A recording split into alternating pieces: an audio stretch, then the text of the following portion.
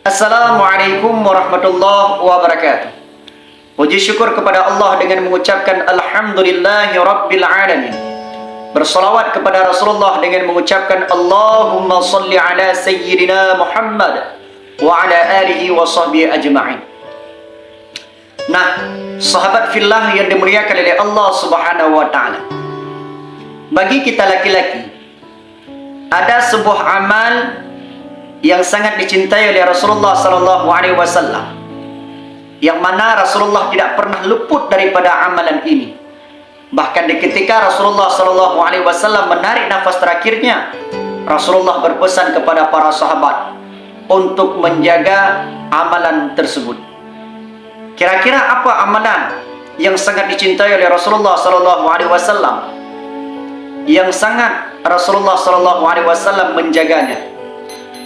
Maka amalan yang sangat dirindukan oleh Rasulullah, yang sangat dicintai oleh Rasulullah sallallahu alaihi wasallam, yaitu salat berjamaah. Namun sering di antara kita kadang-kadang enggan, kadang-kadang menyepelekan yaitu salat berjamaah. Padahal kita sudah tahu bahwa salat berjamaah 27 derajatnya ketimbang kita salat sendiri di rumah. Maka Rasulullah sallallahu alaihi wasallam bersabda, "Man shalla 'isya'i fi jama'atin faka'annama shalla nisfal laili." Siapa saja yang salat Isya berjamaah, maka seolah-olah dia berbuat ibadah setengah malam.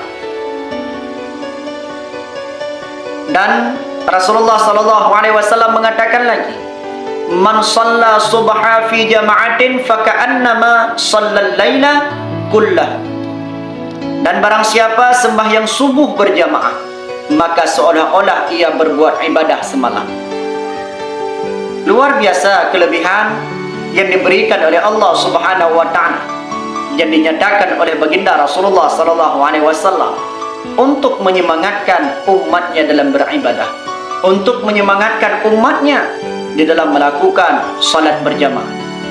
Kemudian Imam Al-Ghazali pernah mengatakan, jangan engkau tinggalkan salat berjamaah, maka jikalau tiada engkau perbuat yang demikian, apa faedah bagimu muda di dalam menuntut ilmu agama? Dan hanya saja faedah ilmu itu diamalkan, bukan hanya diceritakan.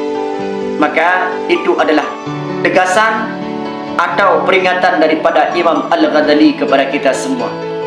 Lakukanlah salat berjamaah. Ajak saudara-saudara kita untuk menghidupkan masjid, untuk melakukan salat berjamaah 5 waktu.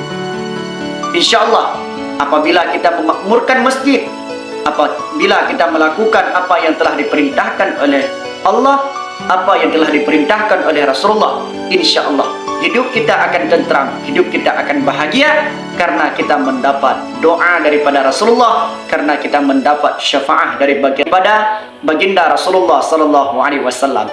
Semoga ini menjadi manfaat bagi pribadi saya dan juga manfaat untuk kita semua. Saya akhiri, wabillahi taufiq wal hidayah. Wassalamualaikum warahmatullahi wabarakatuh.